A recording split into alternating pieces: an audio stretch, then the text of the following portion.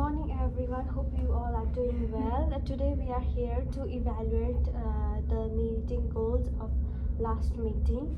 So the goal of this today's meetings are to evaluate effectiveness of community consultations on heart disease, assess whether the cultural safety strategies are being implemented properly, identify gaps and areas of improvement, plan the next step and track progress toward long-term outcomes. And the attendees of today's meeting are me myself, Sumina Shrestha as a head of organization, Supriya as a colleague, and Prudence as a specialist, and Suvexa as an interpreter. So let's start our meeting. Good morning, everyone. We are here to evaluate our progress on the Heart Health Initiative with the Wangal community. First, let's talk about the community consultations we organized. Supriya, could you share how those went?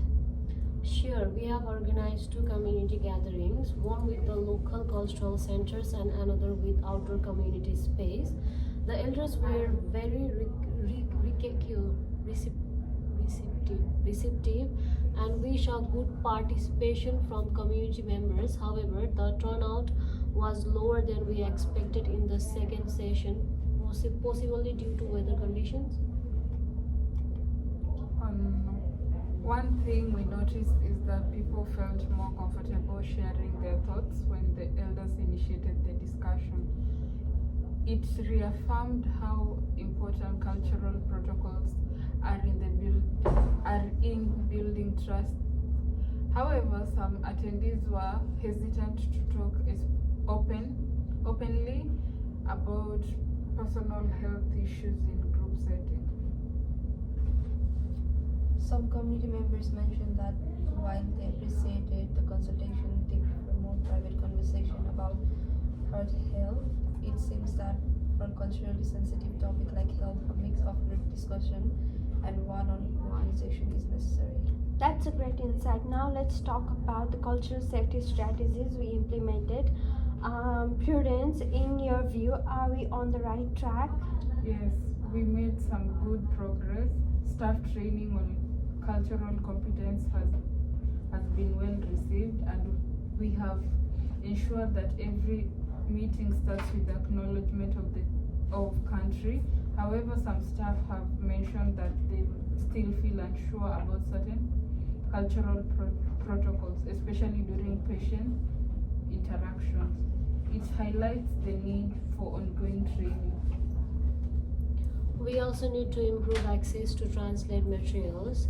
Suveksha did a great job translating the educational brochures, but some patients prefer audio resources. We need to develop podcast or voice recording in local language to make sure our message is more accessible.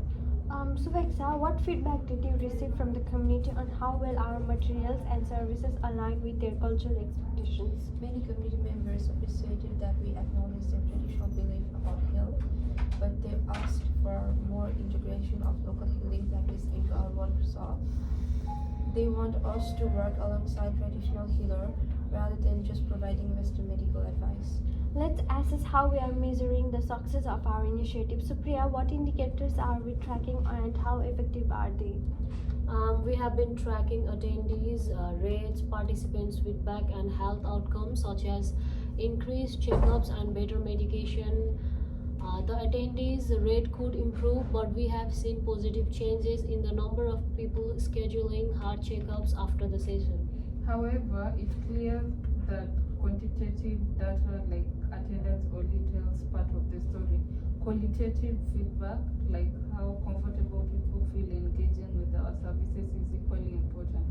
We should consider follow-up survey to measure how much trust has been built and whether participants feel respected and valued. Great point. Suveksha, do you think our strategies are effective in building trust with the Wangal community? Yes, but building trust takes time. Engaging regularly and co-designing programs with the community will strengthen relationship further. The community also recommend more informal meetings rather than structured session. They prefer gathering where conversation flow naturally. Based on our evaluation, what changes should we make moving forward? We should schedule smaller informal meetings with more one-to-one session to address personal health outcome concerns. Also, developing audio materials and involving traditional healers in future events will enhance cultural alignment. We also need to plan refresher training sessions for staff to ensure cultural competence becomes second nature. This should include practical workshop on effective communication practice with indigenous patients. Additionally, we could invite more community leaders into our advisory group to ensure our strategies reflect a broader range of perspectives from the Wangal community. Excellent. To summarize, our key takeaways points are improve access to one-on-one sessions, develop audio materials and integrate traditional healing practices, schedule informal gatherings to foster deeper engagement, provide ongoing staff training to maintain cultural competence, expand our advisory group to include more community leaders. Let's aim to implement these changes and re-evaluate our progress in 6 months. Thank you everyone for your dedication and contributions. With these improvements, we'll continue making a positive impact on heart health outcomes for Mongol community. Thank you so much. Thank you.